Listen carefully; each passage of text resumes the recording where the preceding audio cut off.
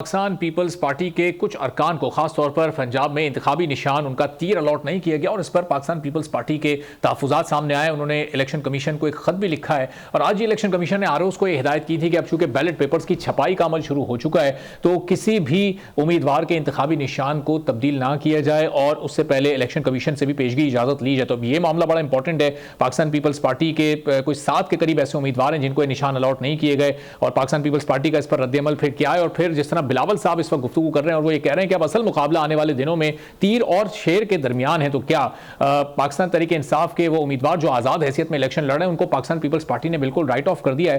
पूरी सूरत-ए-हाल पर गुफ्तगू करते हैं। चौधरी मंजूर साहब पाकिस्तान पीपल्स पार्टी के सीनियर रहनुमा हमारे साथ मौजूद हैं। चौधरी साहब, बहुत शुक्रिया प्रोग्राम के लिए आपने वक्त निकाला। सबसे पहले तो जो आपके 7 अरकान है पंजाब के, जिसमें चकवाल से कुछ लोग शामिल हैं, लाहौर के भी लोग इसमें मौजूद हैं, टोबर टेक सिंह से कुछ केसेस सामने आए, तो ये आपने इलेक्शन कमीशन को तो खत लिख दिया है, आरओज़ को भी तब्दील करने का आपने ये मुतालबा किया है। अब अगर ये मुतालबा नहीं माना जाता पाकिस्तान पीपल्स पार्टी का तो आगे क्या लाहे-अमल होगा?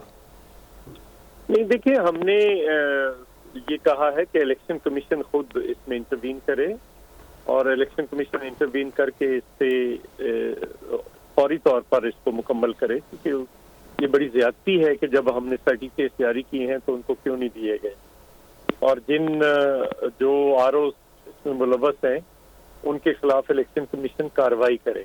तो ये हमारा मुतालबा था। अब इस पे इलेक्शन कमीशन को देखते हैं कि वो क्या काम करता है क्या नहीं। तो चौधरी साहब, ये महज कोई इत्तेफाक हो गया, कोई गलती हो गई, या कल बिलावल साहब ने बड़ी एक स्ट्रेट गुफ्तगू की थी, उन्होंने कहा था कि आरओज़ नून लीग के दबाव में काम कर रहे हैं, तो क्या फिर या मौक़िफ़ आपका वही है कि ये कोई दबाव काम कर गया उन पर?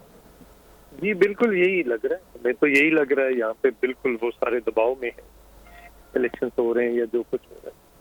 डिप्टी कमिश्नर्स हैं और वो ऑलरेडी जिस किस्म की कैफियत में है वो सबके सामने है यहाँ पे। तो चौधरी साहब, अब दूसरी तरफ सैकड़ों के करीब आपके जो दीगर हलकों के लोग हैं उनको तो फिर ये निशान दिया गया है। ये चंद एक केसेस में होना, तो क्या वाकई ये लॉजिकल एक बात लगती है कि किसी एक पार्टी के दबाव के तहत ये काम हो रहा है? नहीं, ये सिर्फ ये नहीं हम कह रहे, दबाव में तो ओवरऑल बात कर रहे हैं। अच्छा। और वो हैं दबाव में, नजर आ रहा है। डिप्टी कमिश्नर जो हैं वो सारा कुछ कर रहे हैं और सारी तबाही कर रहे हैं। तो ये अगर पोलिंग डे तक ये सूरत हाल रही और आपके तहफ़्फ़ुज़ात रहे तो फिर कितना असर पड़ सकता है रिजल्ट्स पर और कितने मुतनाज़ हो सकते हैं इलेक्शन के नतीजे? तो बाद में देखेंगे ना जी। अभी जो चीजें करने वाली है वो तो पहले करें ना। वो रिजल्ट पे तो हम क्यों जंप करके जाएं कि ये होगा। हम फाइट करेंगे और हम इनको ठीक करेंगे। ये ठीक इलेक्शन फेयर एंड फ्री होने चाहिए। अभी तो यही मुतालबा है और ये होना भी चाहिए कि फेयर एंड फ्री इलेक्शन हो। उसके नतीजे में जो जीते वो हुकूमत संभाले।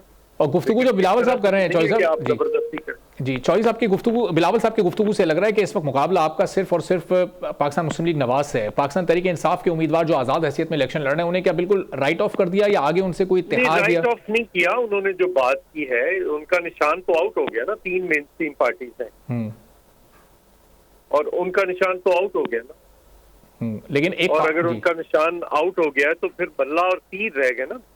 शेर और तीर जी जी, तीर और शेर रह गए। यही उन्होंने बात की। इस वक्त उनको बड़ा सेटबैक हुआ है पीटीआई को। लेकिन फिर भी चौधरी साहब, एक जाहिर है उनके उम्मीदवार तो मैदान में हैं, इंतखाब में ये कब कह रहे हैं कि उन्होंने ये कब कहा है कि पीटीआई को बिल्कुल सफाया हो गया या साफ हो गया?